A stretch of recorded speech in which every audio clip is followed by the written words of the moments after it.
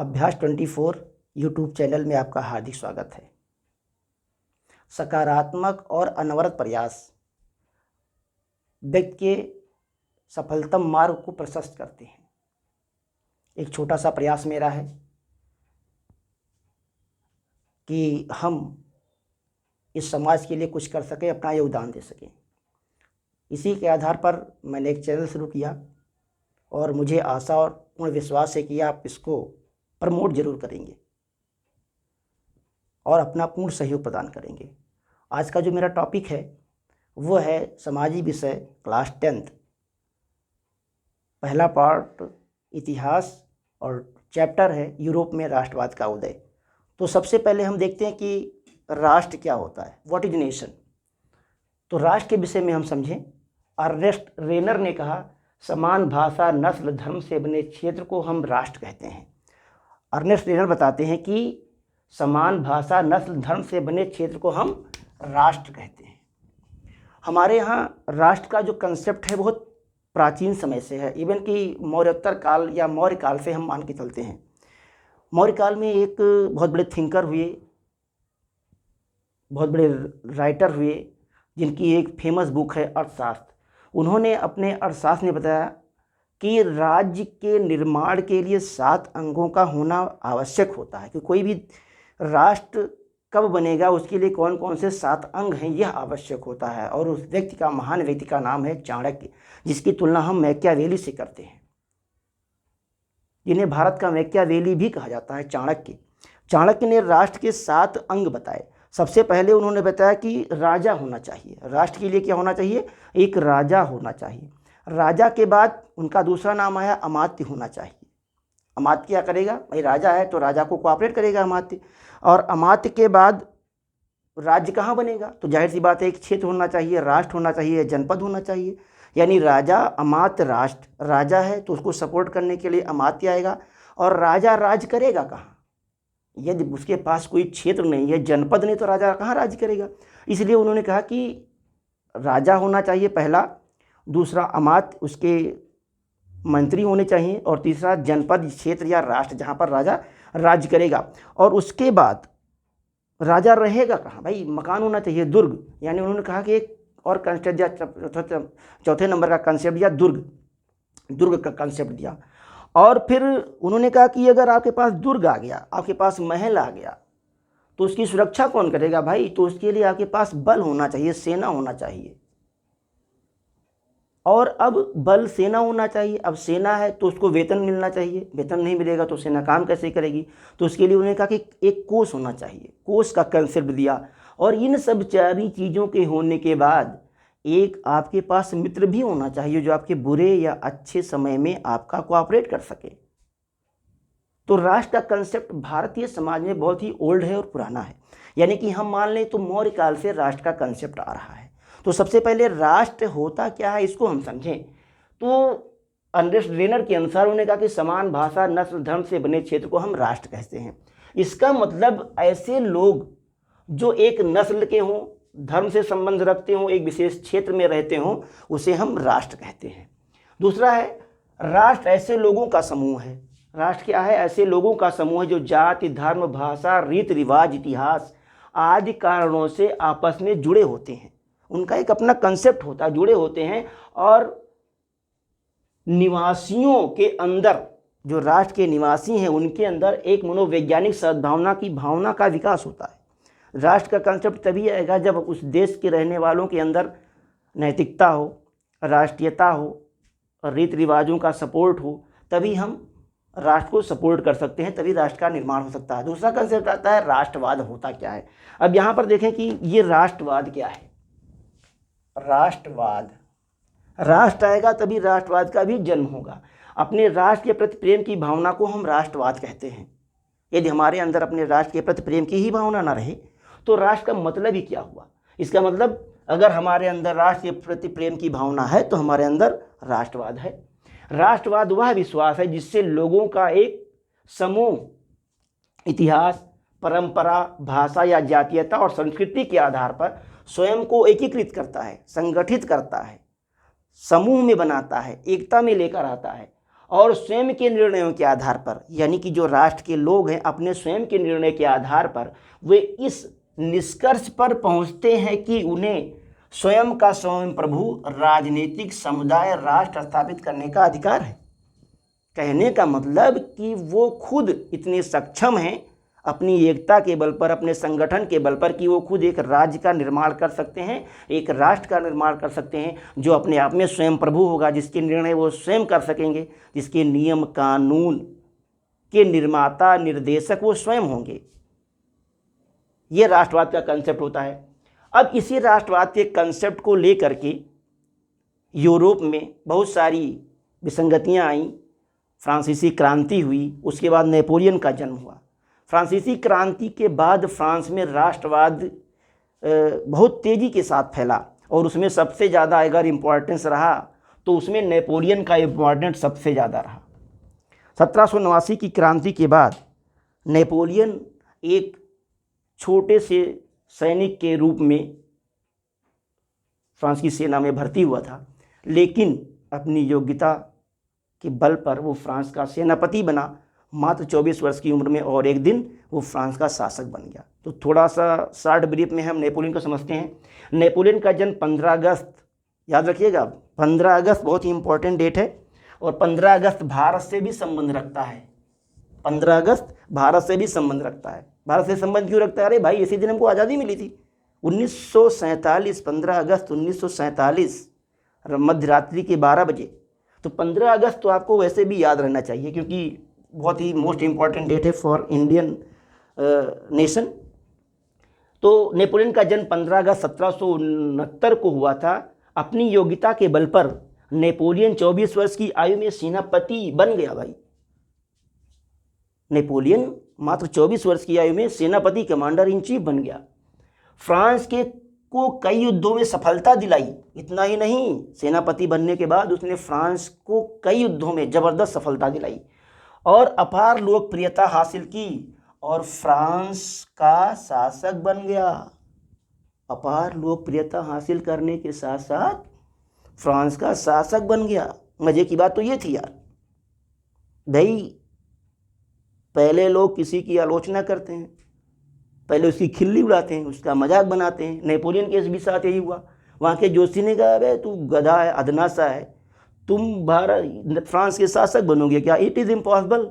उसने कहा अवश्य बनूंगा, और एक दिन उसने करके दिखा दिया। तो हर कोई काम जब व्यक्ति अच्छा काम करता तो सबसे पहले उसकी लोग मजाक उड़ाते हैं, खिल्ली, यह हम मीटर था, ये देखो ये जज बने, ये रहा, है ना। तो उसके बाद लोग उसकी आलोचना शुरू करते हैं।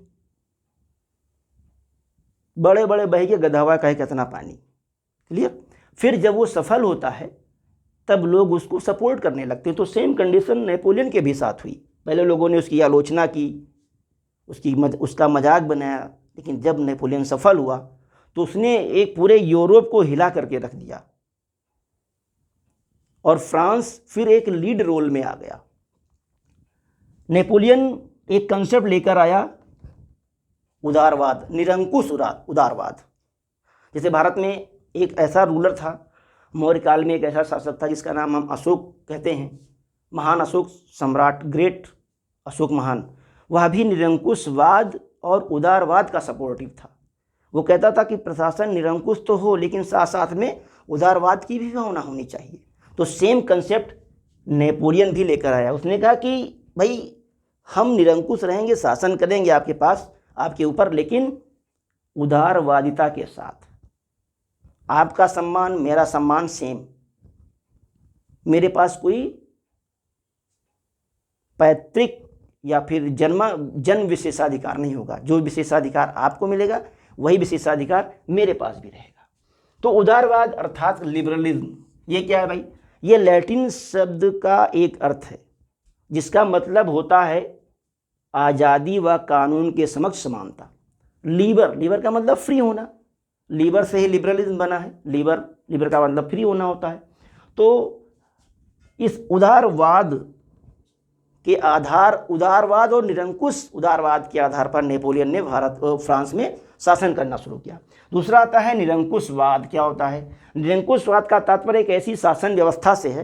निरंकुशवाद का मतलब एक ऐसी शासन व्यवस्था जिसकी शासन व्यवस्था पर किसी प्रकार का कोई अंकुश ही ना हो, निरंकुश हो, और जो अत्यंत केंद्रीकृत सैन्य बल पर आधारित दमनकारी सरकारें होती हैं, उन्हें हम निरंकुशवाद कहते हैं। कहने का तात्पर्य यह है कि एक ऐसी सरकार जो अपने निरंकुशता के आधार पर, जिस पर किसी का कोई अंकुश ना हो, वह अपने सैन्य बल, अपनी दमनकारी नीतियों के आधार पर जनता पर शासन करती है, उसे निरंकुशवाद सरकार कहते हैं। उसके बाद आता है दूसरा टॉपिक, जनमत संग्रह। ये टॉपिक क्या है भाई? एक प्रत्यक्ष मतदान व्यवस्था। जनमत संग्रह का मतलब एक प्रत्यक्ष मतदान व्यवस्था जिसके आधार पर उस क्षेत्र की जनता को यह अधिकार दिया जाता है कि वो मतदान के माध्यम से यह निश्चित करे कि जो भी नियम कानून बनाए गए हैं संविधान के द्वारा विरुद्ध हैं या नहीं हैं, या फिर वह जनता के प्रति सकारात्मक हैं अथवा नकारात्मक हैं। इसके आधार पर लोग जनमत संग्रह करते हैं और उसके बाद फिर उस पर कोई डिसीजन लिया जाता है। यूटोपिया क्या है? कल्पना दर्श, एक ऐसे राष्ट्र की कल्पना जो वास्तव में है ही नहीं। एक इतना सिद्धांतवादी राष्ट्र जैसे कि भारत में राम राज्य की कल्पना महात्मा गांधी ने की थी। भारत में राम राज्य की परिकल्पना महात्मा गांधी ने की थी। राम राज्य के विषय में तुलसीदास जी ने कहा है, दैहिक दैविक भौतिक तापा, राम राज कबौ नहीं व्यापा। मतलब कोई भी किसी भी प्रकार की समस्या जो राम राज के लोग थे उनके अंदर नहीं थी, चाहे वो दैहिक हो, चाहे वो दैविक हो, चाहे वो भौतिक हो। दैहिक का मतलब शारीरिक, भौतिक का मतलब समाज से, और दैविक का मतलब देवताओं की तरफ से ऐसा कोई प्रकोप नहीं आया जिससे वहाँ की जनता परेशान हो। तो ऐसे समाज की परिकल्पना करना तो खैर अपने आप में असंभव है। इसीलिए एक ऐसे समाज की परिकल्पना की गई जो इतना आदर्श है जिसकी स्थापना संभव ही नहीं है। एक ऐसा समाज जो इतना आदर्श है जिसकी हम कल्पना ही नहीं कर सकते। दूसरा आता है रूमानीवाद। राष्ट्रवाद में रूमानीवाद का या रोमांटिक चीज़ों का बहुत ज़्यादा इंपॉर्टेंस होता है। भाई रोमांटिक हर चीज़ में होता है। आदमी रोमांटिक कब होता है? या तो बहुत दुखी होगा या तो बहुत खुश होगा। क्लियर? तो राष्ट्र के प्रति भी यही भावना होती है। हमारा देश गुलाम है, हम परेशान हैं, तो क्या होगा? हमारे अंदर एक दुख की भावना जनरेट होगी, और फिर जो कवि होंगे, जो गीतकार होंगे, जो संगीतकार होंगे, जो चित्रकार होंगे, वो अलग अलग माध्यम से, अलग अलग तरीके से अपनी चीज़ों को राष्ट्र के अंदर के जो लोग हैं उनके अंदर राष्ट्र की भावना को प्रेरित करने के लिए गीत, संगीत, नृत्य, चित्रकला के माध्यम से अपने विचारों को प्रकट करेंगे। और वो विचार जब समाज में आएंगे तो समाज के लोग उससे प्रभावित होंगे और राष्ट्र के प्रति सम्मान की भावना उनके अंदर जागृत होगी। जैसे अभी स्वतंत्रता दिवस 26 जनवरी के अवसर पर देखिए बहुत सारे स्वतंत्रता के गीत बजते हैं, तो उस समय आपके अंदर एक नई ऊर्जा, नई स्फूर्ति का आज़ाद होता है। नई ऊर्जा, नई स्फूर्ति जनरेट होती है, उत्पन्न होती है। जब जीरो दिया मेरे भारत ने तब दुनिया को गिनती आई, है ना। भारत तो एक ऐसा देश है, ये देश है वीर जवानों का, अरबेलों का, मस्तानों का, इस देश का यारों क्या कहना, ये देश है धरती का गहना। ये राष्ट्रवाद है। जब ये चीज़ें आपके अंदर आएंगी, हमारे अंदर आएंगी, तो जाहिर सी बात है कि राष्ट्रवाद की भावना अपने आप संकल्पित होगी, उसको हम अचीव भी कर लेंगे। तो राष्ट्रवाद में कहीं ना कहीं इस रोमांटिक चीज़ों का सबसे बड़ी अहम भूमिका होती है। 1857 अभी पिछले 18 जून को रानी लक्ष्मीबाई का शहीद दिवस था। डॉक्टर सुभद्रा कुमारी चौहान ने उनके विषय में क्या लिखा है? खूब लड़ी मर्दानी वो तो झांसी वाली रानी थी, बुंदेले हर बोलों की मुँह हमने सुनी कहानी थी, खूब लड़ी मर्दानी वो तो झांसी वाली रानी थी। इस कविता को जब आप सुनेंगे ना तो आपके अंदर एक अजीब सी एनर्जी रिलीज होगी, और वो एनर्जी क्या करेगी? आपके अंदर राष्ट्रवाद की भावना को जनरेट करेगी, और फिर आपके अंदर कर चले हम फिदा जाने वतन साथियों, अब तुम्हारे हवाले वतन साथियों, सर कटा सकते हैं लेकिन सर झुका सकते नहीं, अपनी आज़ादी को यूं ही हम हरगिज़ मिटा सकते नहीं। ये है राष्ट्रवाद। तो कहीं ना कहीं राष्ट्रवाद में जो एक रूमानीवाद है, एक रोमांटिक सिचुएशन आती है, ये बहुत बड़ी चीज़ होती है। जैसे देखिए कि भारत में जो चित्रकला के माध्यम से भारत माता का चित्र बनाया गया। नंदलाल बोस, भारत माता चित्र की परिकल्पना की गई। और वो फिर एक अगला टॉपिक इसी में आता है जुंकर्स। ये क्या होते थे भाई यूरोप में? जुंकर्स का मतलब प्रजा की एक सामाजिक श्रेणी जिसमें बड़े बड़े जमींदार शामिल होते थे। जुंकर्स क्या है? प्रजा की एक सामाजिक श्रेणी जिसमें बड़े बड़े जमींदार शामिल होते थे। अब इस पूरे टॉपिक को आइए हम कंसाइज कर लेते हैं और उसके बाद फिर देखते हैं कि क्या होता है। तो सबसे पहले एक बार हम फिर देख लेते हैं कि यूरोप में राष्ट्रवाद के उदय के क्या कारण थे, रीजन। पहले तो राष्ट्र को हम समझे कि राष्ट्र है क्या। राष्ट्र क्या है? अर्नेस्ट रेनर के अनुसार समान भाषा, नस्ल, धर्म से बने क्षेत्र को हम क्या कहते हैं? राष्ट्र कहते हैं। क्लियर?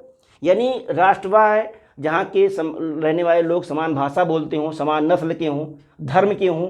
इनके रिकॉर्डिंग भारत के परिप्रेक्ष्य में ये बातें सही नहीं हो सकती, क्योंकि भारत तो भाई वसुधैव कुटुंबकम कंसेप्ट पर चलता है। राष्ट्र ऐसे लोगों का समूह है जो जाति, धर्म, भाषा, रीति रिवाज, इतिहास आदि कारणों से आपस में जुड़े होते हैं। राष्ट्र ऐसे लोगों का समूह है, कैसे लोगों का? जो धर्म से हो, जाति से हो, भाषा, रीति रिवाज, इतिहास आदि कारणों से आपस में जुड़े होते हैं और निवासियों के अंदर मनोवैज्ञानिक सद्भाव की भावना विकसित होती है। उसको हम क्या कहते हैं? राष्ट्र कहते हैं। अब जब राष्ट्र हमारे अंदर, राष्ट्र का कंसेप्ट आ गया, तो व्हाट इज नेशनलिज्म? राष्ट्रवाद क्या है, इसको देख लेते हैं। अपने राष्ट्र के प्रति प्रेम की भावना को राष्ट्रवाद कहते हैं। यदि हमारे अंदर अपने राष्ट्र के प्रति प्रेम की भावना है तो हमारे अंदर राष्ट्रवाद है। राष्ट्रवाद वह विश्वास है जिससे लोगों का एक समूह इतिहास, परंपरा, भाषा या जातीयता और संस्कृति के आधार पर स्वयं को एकीकृत करता है और स्वयं के निर्णयों के आधार पर वे इस निष्कर्ष पर पहुंचते हैं कि उन्हें स्वयं का संप्रभु राजनीतिक समुदाय राष्ट्र स्थापित करने का अधिकार है। यह है राष्ट्रवाद। आइए देखते हैं अगला टॉपिक क्या आता है भाई। नेपोलियन। नेपोलियन का जन्म 15 अगस्त 1769 को हुआ था। बहुत इंपॉर्टेंट डेट है, हमेशा हमको याद रखना चाहिए, हम भूलेंगे भी नहीं। अपने देश की आज़ादी से इसको याद कर रखिए कि नेपोलियन का जन्म कब हुआ था।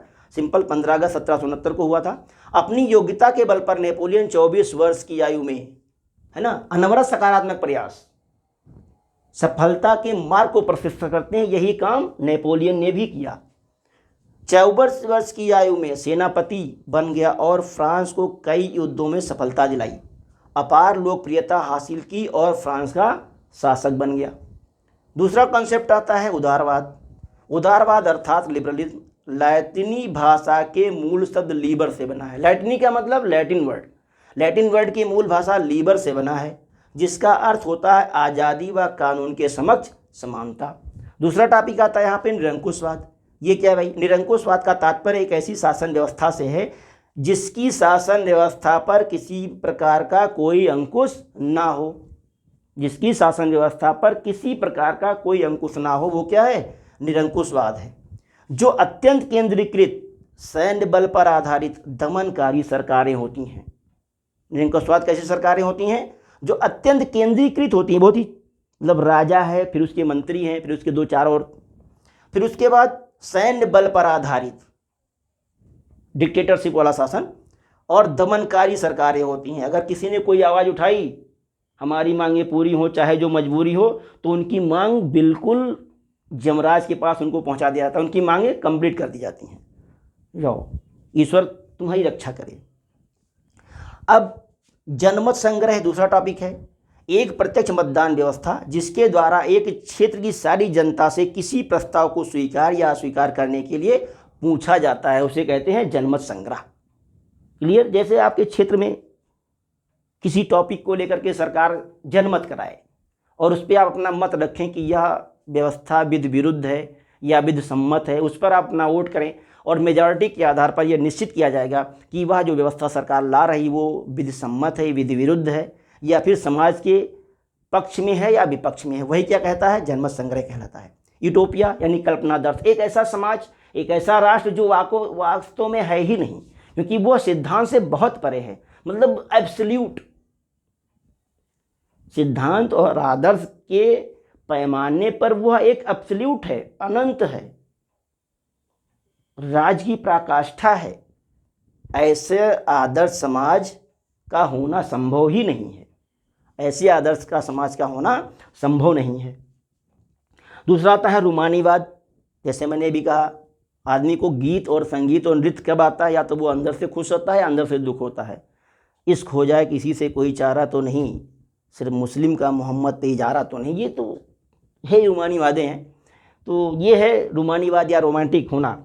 एक ऐसा आंदोलन था जिसने गीत संगीत और चित्रकला के माध्यम से, कविता के माध्यम से लोगों के अंदर राष्ट्रीयता की भावना का विकास किया।